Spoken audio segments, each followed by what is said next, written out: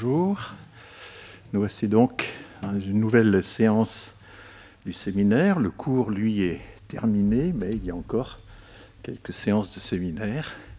Et les séances, celle-ci en particulier, va aborder des sujets qui n'ont pas été traités pendant le cours. Il y a le sujet traité par Laura Odasso, celui traité par Emeline Zougbédé. Donc je vais vous présenter rapidement ces deux chercheuses que je connais bien, puisque Laura Odasso a été ingénieure-chercheur auprès de la chaire ici, et donc a organisé ce séminaire il y a quelques années. Et Emeline Zougbédé coordonne un des départements de l'Institut Convergence Migration du CNRS que je dirige. Alors, Laura Odasso est italienne, ce n'est pas un secret.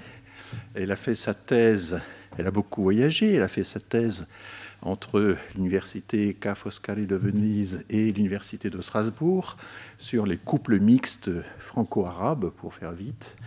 Et elle a analysé non seulement la juridiction des couples mixtes, mais comment les deux membres du couple vivent cette expérience migratoire et comment, notamment, ce que représente pour le membre du couple qui est de nationalité française, le fait de vivre avec un étranger ou une étrangère qui attend ses papiers ou qui cherche à se naturaliser, etc. Et de ce que représente cette expérience. Enfin, voilà. Donc il s'agit, dans les deux cas, chez Laura comme chez Emeline, de sociologie proche de l'anthropologie, d'une sociologie d'observation très proche des gens, qui fait des observations en continu.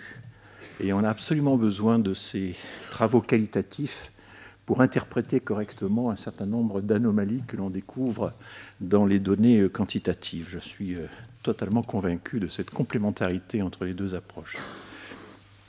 Alors, Laura va nous parler d'un sujet nouveau, qui est en fait l'existence de toute une série d'intermédiaires. Elle va nous expliquer qui c'est, qui finalement, en se frottant aux dures réalités du droit des migrations, deviennent à leur manière des experts en droit, des experts en contentieux.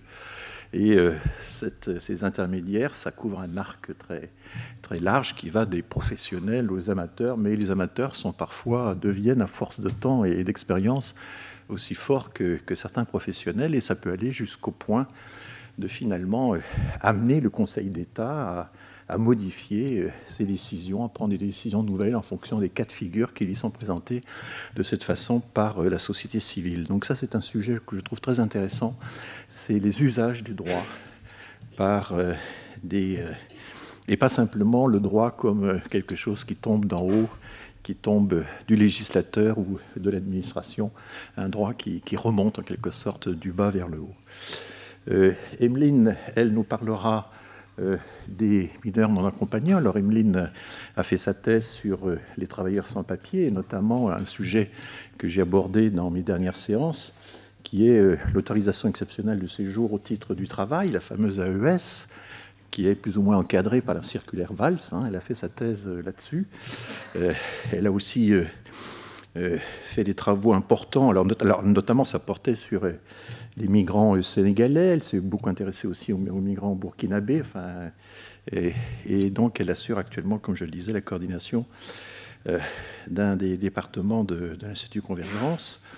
Et elle a ensuite travaillé sur plusieurs projets, notamment un projet avec le département de la Seine-Saint-Denis, qui est le département de France qui accueille dans son service d'aide sociale à l'enfance, mais qui a créé un service particulier pour ça d'ailleurs, les mineurs non accompagnés, les fameux MNA, dont je n'ai pas beaucoup parlé dans mon cours, c'est le moins qu'on puisse dire, et donc elle va combler cette lacune. Donc c'est un projet qui a été fait en bonne intelligence avec les services des départements, parce que c'est aussi quelque chose que les chercheurs doivent être capables de faire, travailler avec la société civile, mais également travailler avec les élus, travailler avec les administrations locales, qui sont en première ligne sur ces sujets extrêmement difficiles. Alors je j'ai assez parlé. Je vais céder la parole à Laura pendant 45 minutes à peu près, mais elle connaît le timing.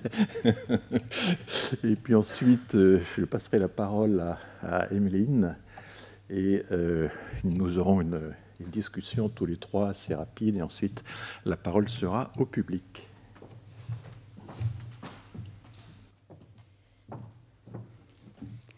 Bonjour, je voudrais tout d'abord remercier professeur François Héran et Özge Biner pour cette invitation. C'est vraiment un honneur pour moi d'être aujourd'hui ici pour vous présenter des aspects d'une thématique qui est effectivement tant passionnante que complexe comme celle des usages et des pratiques du droit en contexte migratoire. Le titre de mon intervention est assez général, donc je dois commencer par un préambule qui permet de définir, de clarifier les contours de ce sujet et de vous présenter et de vous préciser davantage la perspective de laquelle je parle. Ensuite, je vous proposerai une étude de cas, un exemple qui a trait à voir en fait avec un contentieux assez récent, qui nous permettra d'esquisser des profils types d'intermédiaires et de saisir leur mode opératoire. J'essaierai après de vous proposer une définition de ce qu'est un intermédiaire et le potentiel d'une analyse des politiques migratoires par la perspective de l'intermédiation. Et enfin, on laissera un espace pour réfléchir aux tensions qui en fait habitent ces espaces d'intermédiation qui, comme vous avez compris, je pense, sont des espaces qui s'insèrent entre les ayants droit, les demandeurs étrangers et leurs proches, et l'État. Tout au long de cette présentation, je mobiliserai des références issues de la socio-anthropologie du droit et de la sociologie des migrations. Et je m'excuse d'ores et déjà parce que, en raison des choix effectués pour cet exposé, en fait, les références que je vous proposerai ne mobilisent et ne rendent pas vraiment justice de l'ampleur en fait, de ce champ de la littérature qui est vraiment très, très vaste. Alors, mon intervention aujourd'hui prend appui sur les enquêtes que j'ai conduites en Europe, notamment en France, Belgique et Italie, sur les couples binationaux et sur les expériences du dispositif migratoire en vue de l'accès à l'unité du couple et au droit de séjour pour le partenaire étranger. Il s'agira donc d'observer à partir d'un volet spécifique des migrations internationales que la littérature identifie par l'expression migration par ou migration des mariages. Je tiens à définir deux expressions aussi que j'utilise, celle des couples binationaux et des dispositifs migratoires. D'abord, les couples binationaux. Aujourd'hui, j'entends ici des couples formés par un partenaire qui a la nationalité du pays où le couple veut résider et un étranger, une étrangère, ressortissant d'un pays tiers de l'Union européenne. Par exemple, une ou un Français et un Algérien. Cette précision n'est pas du tout anodine car la transposition des normes européennes en droit national, donc par exemple en droit français, définit diverses catégories des couples binationaux par lesquels la procédure d'institutionnalisation de l'union et sur cette base aussi les critères d'accès au séjour et à la nationalité varient. Vous voyez, il y a 4 typologies de couples. On peut les voir rapidement. Il y a le couple formé par 2 étrangers qui s'unissent dans les territoires d'un État dont aucun des deux n'est citoyen. 2 étrangers dont un Européen qui a effectué la libre circulation et qui relève de la directive 2004-38, qui est celle qui prévoit les réunifications, les regroupements familiaux pour les étrangers, les Européens en mobilité. Puis, il y a le cas d'un national qui s'unit avec un Européen en libre circulation, et enfin la catégorie qui nous intéresse. Pourquoi cette catégorie dernière, celle du national et du ressortissant du pays tiers, est si intéressante pour nous? Parce qu'en fait, cette dernière catégorie, cette dernière configuration du couple, disons, condense très bien toute une série des durcissements des politiques migratoires françaises des dernières 30 années, notamment depuis les lois Pasqua dès 1993, qui ont introduit en première les contrôles du détournement de l'institution du mariage. Or, cette catégorie montre aussi les débordements de la politique migratoire. Vous avez compris que les ressortissants d'un pays tiers de l'Union européenne nécessitent d'un titre de séjour pour rester sur le territoire français pour plus de 3 mois. Mais au-delà de l'étranger, dans le couple, il y a aussi un national. Et si la politique en fait, migratoire tendanciellement vise à réduire les entrées des étrangers non désirés, lorsqu'on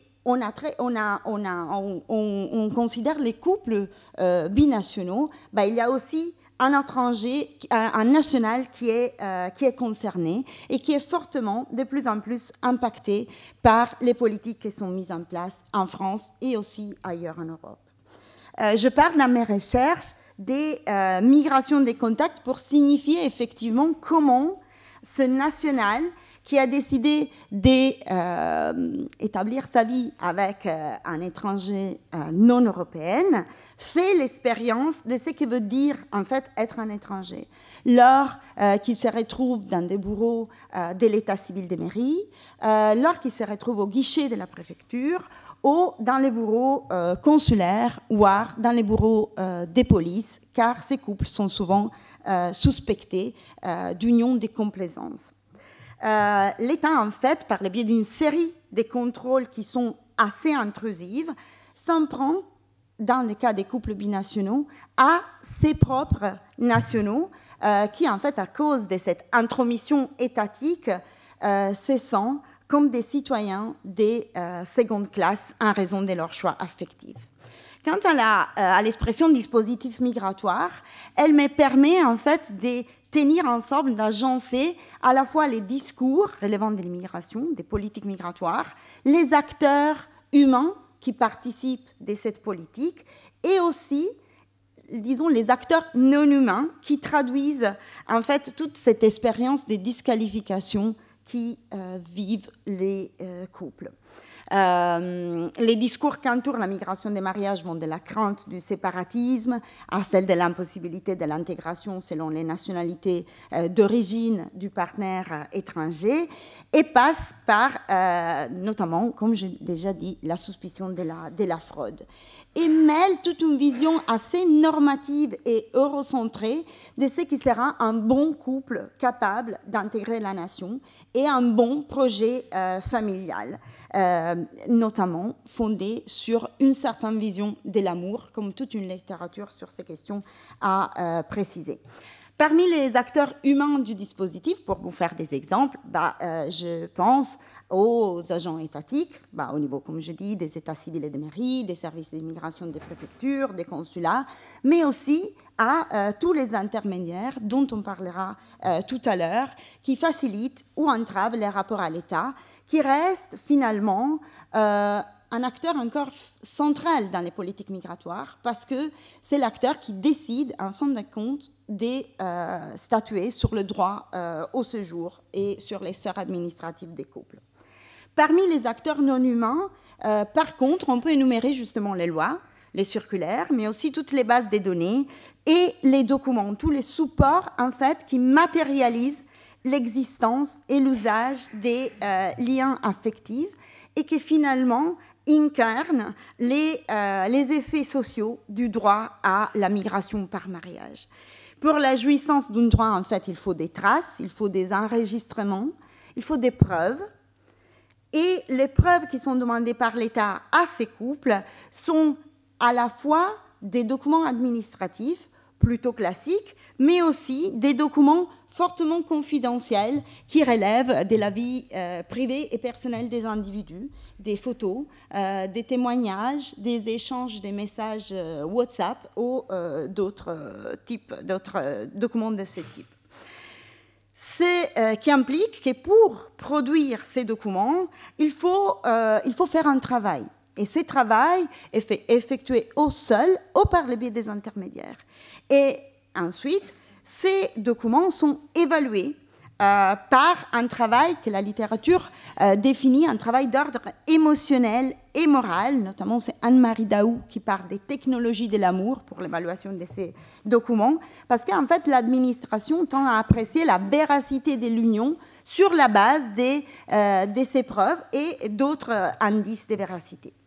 Mais ces documents et leur contextualisation narrative, l'histoire que les couples construisent autour de ces documents, peuvent aussi devenir des espaces, des manœuvres, peuvent être utilisés par les demandeurs, par les couples.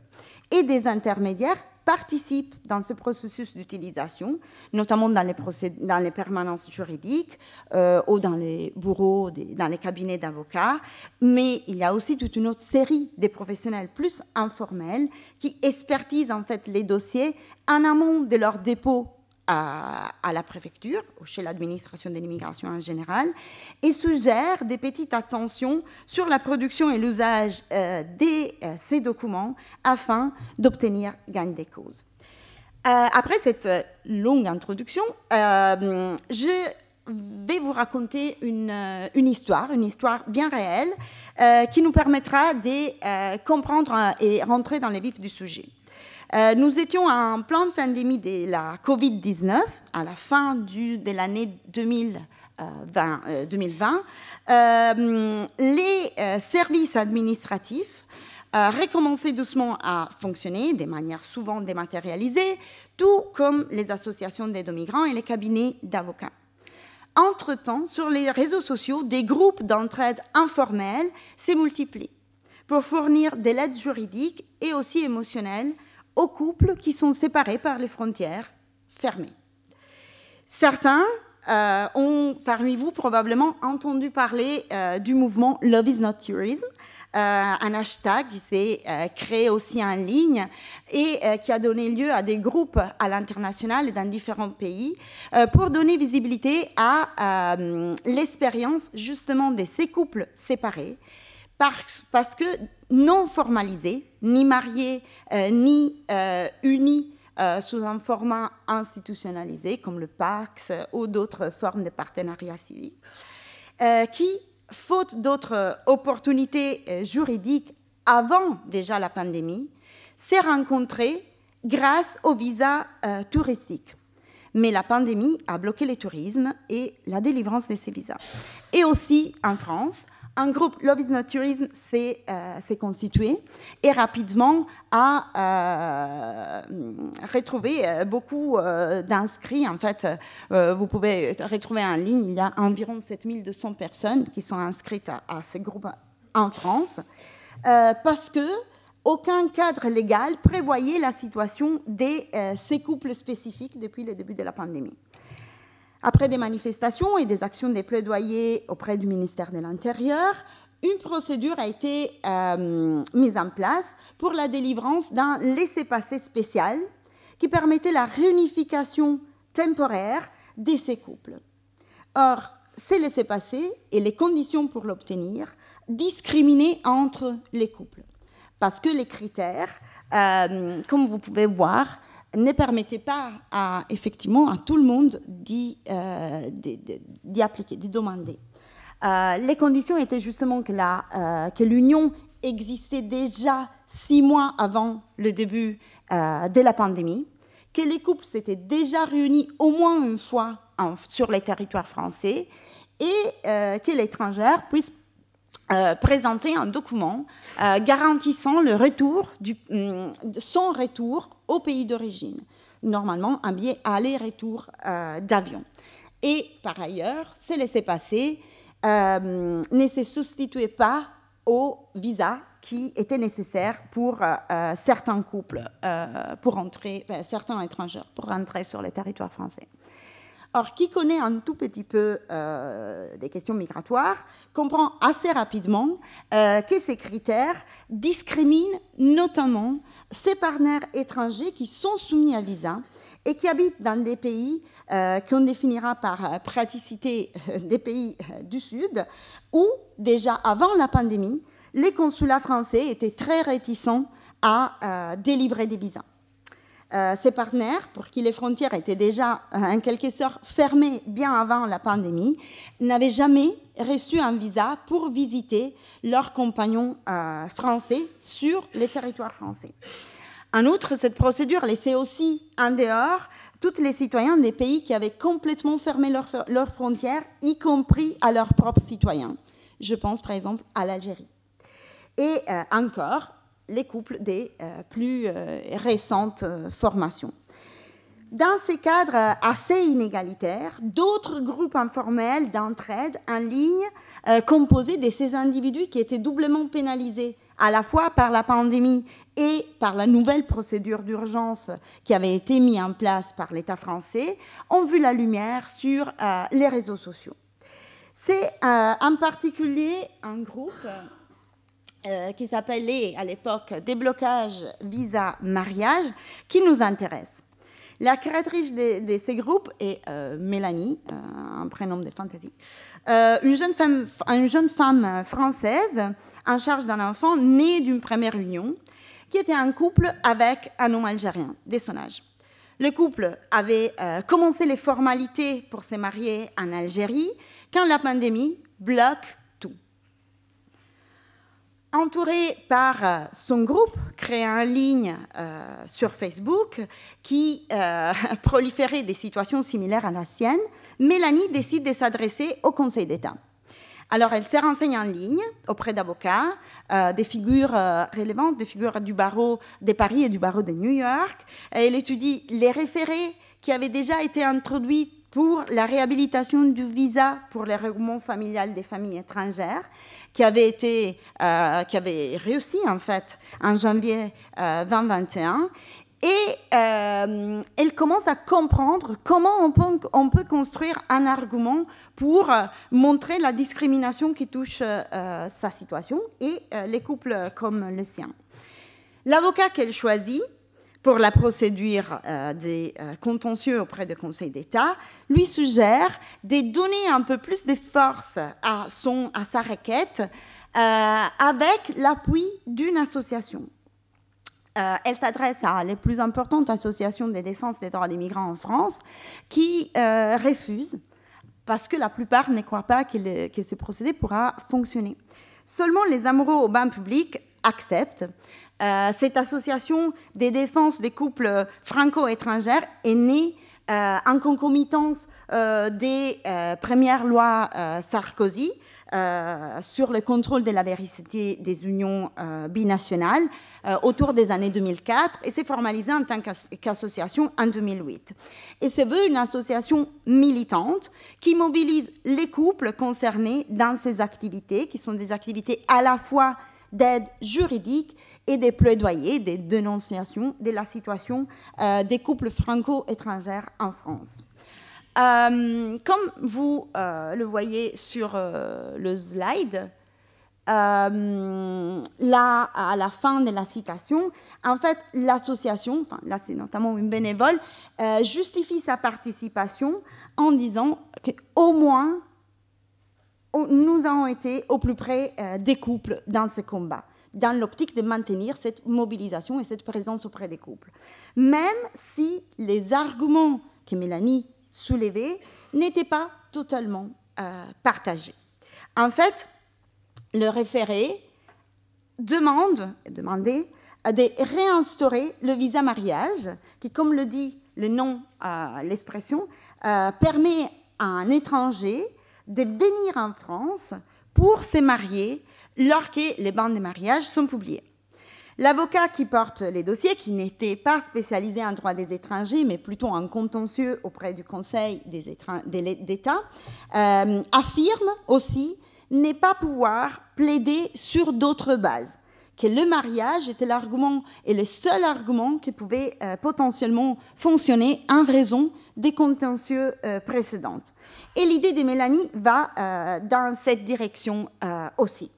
Donc il aura fallu la connaissance pratique du droit développée par Mélanie, qui a été aidée et a aidé elle-même son avocat dans la rédaction des 3 référés suspension, plusieurs mois d'attente, plusieurs non-réponses du ministère de l'Intérieur, mais 3 réponses positives du Conseil d'État pour inclure le mariage parmi les motifs impérieux qui permettra l'entrée sur les territoires français et qui donnera lieu à la délivrance d'un visa et d'un laissez-passer pour le conjoint étranger. Cette victoire est effectivement une victoire juridique, découle effectivement de cette synergie entre les couples et ces acteurs tiers qui nous intéressent aujourd'hui. Et sera probablement une des plus importantes aussi des dernières années en matière de vie familiale et des droits au mariage. Mais cette victoire n'est pas sans écueil à bien regarder. Parce qu'en fait, tout d'abord, il faut savoir que le visa mariage existait déjà dans la législation française. Il était juste tombé en désuétude, aussi par les pratiques mêmes des individus et des différents acteurs qui les conseillaient. L'association elle-même en question, dans une note dès 2014, a indiqué à ses bénévoles de déconseiller la demande du visa mariage parce que trop difficile à obtenir et d'inviter les individus à demander plutôt un visa touristique. Donc vous voyez comment la pratique engendre des changements aussi au niveau plus haut. Ensuite, la réussite de ces contentieux ne signifie pas nécessairement une réussite dans les procédures des couples. Parce que des membres de l'association, et Mélanie également, passent des semaines à essayer d'expliquer cette nouvelle voie ouverte par le droit aux individus qui étaient désormais pris dans un contexte des pratiques fortement enracinées et routinières qui étaient déjà là depuis la moitié des années 2010. Et l'association écrit dans un communiqué de presse que l'obtention du visa mariage reste tout à fait une utopie pour de nombreux couples binationaux. Donc l'État a ouvert la procédure existe, la possibilité de faire cette demande est là, mais par le biais des ruses de la mise en œuvre, l'État même limite fortement l'obtention de ce visa et la jouissance du droit chez les couples.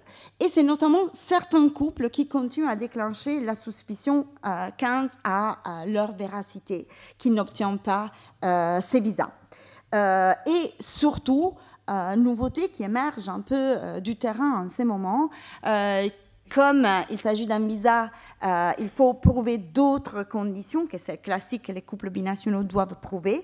Et les couples qui semblent les plus affectés sont celles formées, par exemple, par des femmes qui demandent un remariage avec un étranger, donc qui ont déjà des enfants à charge et qui ont des faibles revenus. Donc, des nouvelles voies de contrôle pour la migration par mariage.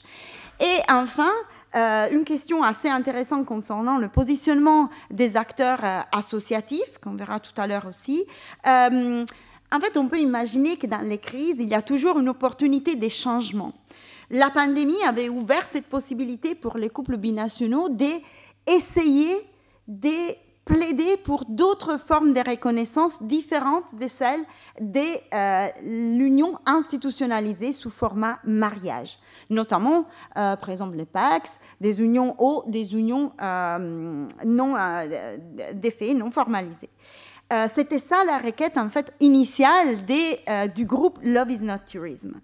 Mais la décision du contentieux et les résultats ramènent à nouveau la centralité du mariage et cette injonction au mariage qui déjà est bien documentée dans la littérature sur les couples binationaux, car le mariage sera la voie plus simple et plus sûre pour obtenir le séjour. Il faut certes souligner que la demande au Conseil d'État a été introduite d'abord par 4 couples sur 5, dont 4 étaient algériennes. Alors, l'Algérie, par exemple, ne reconnaît pas d'autres formes d'union que les mariages. Ça, c'est une observation à faire. Et pour les Algériens, le mariage permet tout de suite l'accès à un titre des séjours de long terme en raison des accords bilatéraux et des accords d'Évian. Mais pour les associations, pour l'association en soi qui participe au référé, qui le coporte, il s'agit d'une question assez tendue.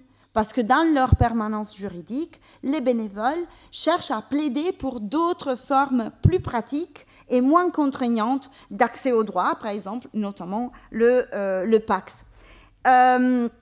Donc, ces cas d'études et ces premiers commentaires critiques sur le cas nous permettent déjà d'aborder l'hétérogénéité des figures des intermédiaires qu'on rencontre dans la migration. On a vu les avocats, les associations, mais aussi les membres des couples qui s'improvisent et se construisent comme des experts eux-mêmes, et d'aborder aussi les questions complexes en termes d'éthique auxquels ces intermédiaires doivent faire face. Alors, essayons de définir cette notion d'intermédiaire. Déjà, la notion d'intermédiation est relativement récente et d'abord a été utilisée pour étudier les processus et les acteurs qui contribuent à l'endogénéité du droit dans le champ plutôt économique et dans les activités, dans la sociologie du travail. Mais cette expression d'intermédiaire est désormais plus largement utilisée dans d'autres espaces et, en fin de compte, qui désigne des acteurs qui manient et mobilisent les règles du droit dans leur activité, qui soit professionnelle, plutôt militante, associative, voire dans d'autres formes de relations interpersonnelles. Et ces intermédiaires, de fait, font un travail de traduction du droit formel en droit pratique, un droit en action, compréhensible pour les ayants droit ou les demandeurs. Et ce faisant, impacte fortement, influence les usages du droit, la légalité et la conscience du droit des étrangers et de leurs proches. La complexité et l'ambiguïté des règles juridiques et des exigences administratives augmentent en fait la pertinence d'une gamme diversifiée d'acteurs tiers. Et il est assez intéressant de noter que Thomas Feist, un sociologue de l'immigration, note dans ses analyses qu'en fait c'est la politique migratoire elle-même qui laisse des vides afin que des tiers les comblent et, ce faisant, assurent le maintien de ce mécanisme migratoire un peu obscur et opaque. Les croyances et les significations qui inspirent et légitiment les activités de ces acteurs tiers définissent en fait leur position dans les dispositifs migratoires. Nous avons des avocats qui s'affichent plutôt comme des professionnels de la cause, mais aussi d'autres qui plaident plutôt pour une déontologie du travail de l'avocat et s'appuient fortement sur la primauté du droit et non sur des actions qui seront des actions plutôt militantes. Mais les intermédiaires désignent aussi des proches, des acteurs associatifs, comme nous avons dit, mais aussi des proches, des connaissances, des informateurs occasionnels qui ont fait soit eux-mêmes l'expérience des procédures ou qui en connaissent un peu les astuces par le bouche à oreille, parce qu'ils ont entendu parler des procédures et des résultats positifs.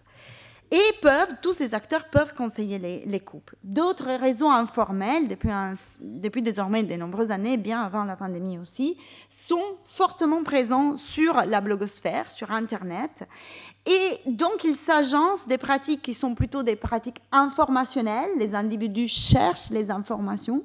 Mais pour comment fonctionne en soi aussi le système d'Internet et le web, la recherche d'informations fait de manière indirecte aussi la production d'informations. Parce que plus on cherche, plus on retrouve certaines informations sur la toile.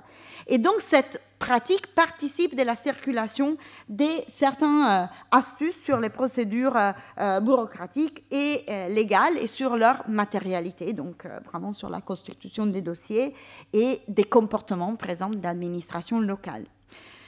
Donc, des profanes ou des nouveaux experts conseillent et diffusent des informations qui sont parfois très fiables, très enracinées, concrètes et locales, mais parfois sont aussi partielles, sommaires ou bien même fausses. Donc, nous voyons bien que les droits est bien loin de se réduire à une question des lois et des jurisprudences pures, et en fait, qui sont les étrangers eux-mêmes, avec toute une série d'acteurs qui produisent le droit par des actions concrètes et par les biais d'organisations et d'autres formes de mobilisation. Le droit s'avère être un système donc multidimensionnel au sein duquel les individus sont capables de transformer les structures dans lesquelles ils opèrent en produisant des effets sur les relations étatiques et des pouvoirs. La socio-anthropologue Susan Bibler-Coutin, dans ses études sur les Salvadoriens irréguliers aux États-Unis, a montré comment ces individus en situation administrative irrégulière apprennent à marchander aux marges du droit formel et se régularisent. Je pense qu'Emeline aura des informations à ce sujet également. Par son ethnographie sur la bureaucratie migratoire italienne, Anne Tuckett dit qu'en fait, les étrangers interagissent non seulement avec la loi, mais non seulement en fonction de cette loi. Ils arrivent à établir un dialogue et travailler dans les interstices de la loi.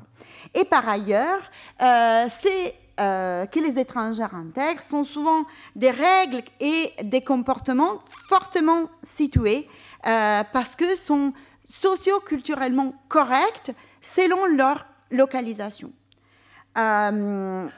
Ce processus de développement d'une connaissance pratique des règles du droit, une connaissance située, advient grâce à des experts qui manipulent les droits et la bureaucratie. Donc, on a des stratégies, on peut les définir comme des stratégies, on peut les définir comme des arts de faire, ou utiliser les termes que James Scott propose des métis, mais ces usages du droit, en fin de compte, dépendent toujours des situations où les individus concernés sont impliqués et dans lesquels interagissent avec d'autres individus. Ces jeux, en fait, d'interaction qui se fondent aussi sur un équilibre entre ressources, opportunités et apprentissage, interrogent de front la socio-bureaucratie migratoire, qui de fait n'est pas imperméable totalement aux logiques individuelles, voire aux logiques collectives dans les cas de mobilisation, comme nous avons vu tout à l'heure. Donc, pensez les processus d'intermédiation qui se déroulent entre l'État, voire les États, lorsque les personnes sont encore dans leur État, dans leur pays d'origine, et les ayants droit, permet donc de saisir toutes ces pratiques d'appropriation du droit et de penser en fait que l'action publique migratoire est plutôt coproduite avec les demandeurs eux-mêmes et d'autres acteurs tiers. C'est pour ça qu'une analyse par l'intermédiation est assez fertile, parce que permet d'abord de mettre l'accent sur la manière dont des professionnels, mais aussi des profanes, mobilisent et travaillent les règles juridiques pour mettre en œuvre ou contester les politiques migratoires. Ensuite, elle permet de tenir ensemble toute cette complexité, toute cette hétérogénéité d'acteurs, humains et non humains, qui composent le dispositif migratoire au-delà de l'administration et des demandeurs, et de saisir en fait comment, par des manières complexes, par des jeux complexes, les usages du droit de l'un et de l'autre interagissent et enfin produisent le droit de la migration. Et encore, parler d'intermédiaire du droit et d'intermédiation invite à regarder le processus, la dimension processuelle et relationnelle des politiques migratoires qui sont bien loin d'être uniquement décidées dans les cabinets ministériaux par des lois et appliquées aux mises en œuvre dans des administrations, mais qui sont un résultat des relations plus complexes et aussi d'une production, comme nous l'avons vu, par les bas. Puis, lorsqu'il s'agit spécifiquement des couples binationaux, avec Manuela Salcedo, nous avons observé que ces intermédiaires ont une autre spécificité, par exemple, et le processus d'intermédiation a aussi une autre nuance. En fait, les intermédiaires qui s'occupent des couples binationaux permettent de regarder autrement le gouvernement de la famille en migration et d'en considérer toute l'économie affective qui l'entoure. Parce qu'ils n'offrent pas uniquement de l'aide juridique, mais ils naviguent effectivement cette économie affective qui imprègne les politiques en matière d'immigration par mariage et qui concerne directement l'intimité des partenaires et, comme il le dit Paolo Bonizzoni, les frontières intimes de la nation. Cette économie est recréée en fait dans les espaces où les couples rencontrent des intermédiaires et des associations par les expériences amenées par les couples elles-mêmes et qui sont retravaillées dans l'intermédiation pour répondre au mieux aux demandes de l'État, souvent comme l'État le veut. Et cette économie affective imprègne en fait tout le discours de l'immigration et de l'immigration familiale par une vision, comme on l'a déjà dit, des unions binationales qui portent davantage sur l'amour, sur les bons couples, sur la vie commune, sur toute une série de projets que chaque couple devra nécessairement avoir pour être un couple réel. Et donc, cette vision très normative du couple, qui relève spécifiquement de la vision du couple en migration, est assez intéressant parce qu'elle est retravaillée également au-delà de la dimension spécifiquement juridique par les intermédiaires, parce qu'au couple est demandé démontrer et démontrer leur amour davantage. Ce petit plus donc, qui identifie ces intermédiaires du droit dans le champ de la migration par mariage, que nous définissons aussi des intermédiaires de l'intime, et l'exemple précédent ouvre aussi une autre question. Comment, en fait, l'incertitude qui persiste concernant le droit de l'immigration façonne-t-elle, en fait, l'environnement socio-juridique dans lequel les intermédiaires opèrent? Le contexte n'est pas un contexte relaxé. Les intermédiaires travaillent dans l'urgence et, comme on le voit depuis des semaines avec la nouvelle énième réforme de l'immigration, dans un contexte où les droits formels changent régulièrement et de manière très intense, et aussi les pratiques des administrations. Ces acteurs, ils se trouvent donc pris dans cette situation complexe et tendue. Ils peuvent décider soit de favoriser le changement social, ils peuvent être plutôt axés sur une volonté des changements et des soutiens donc des couples et en général des migrants par une redéfinition des catégories du droit à travers des pratiques qui incluent par exemple un usage particulier de la discrétion, le choix de certaines formes de recours, comme nous l'avons vu, ou des formes de lobbying, voire la diffusion d'une série de stratégies d'adaptation. Mais ces acteurs peuvent aussi essayer de remettre en cause les inégalités qui traversent la migration, des inégalités des genres, des classes, d'éducation, des inégalités ethno-raciales.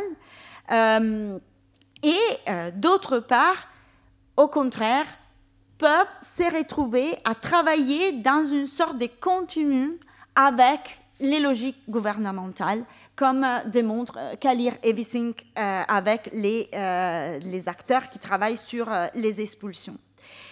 Ainsi, selon leur position et leur disposition, ces intermédiaires sont considérés parfois comme des figures moralement ambiguës, tandis que dans d'autres situations sont décrits comme des résistantes qui arrivent à tenir le cap dans le régime migratoire. Leur travail est souvent compris à travers des dichotomies.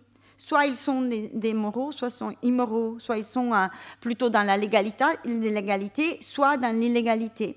Ils sont plutôt altruistes, ils opèrent gratuitement, ou travaillent à but lucratif.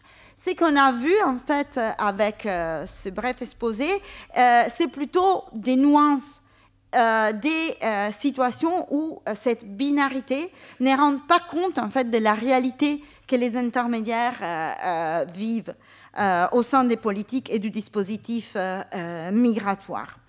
Et ils agissent, bien évidemment, dans cette ambiguïté structurelle du champ des politiques migratoires et occupent vraiment une position très délicate à la fois vis-à-vis de l'État et vis-à-vis des demandeurs.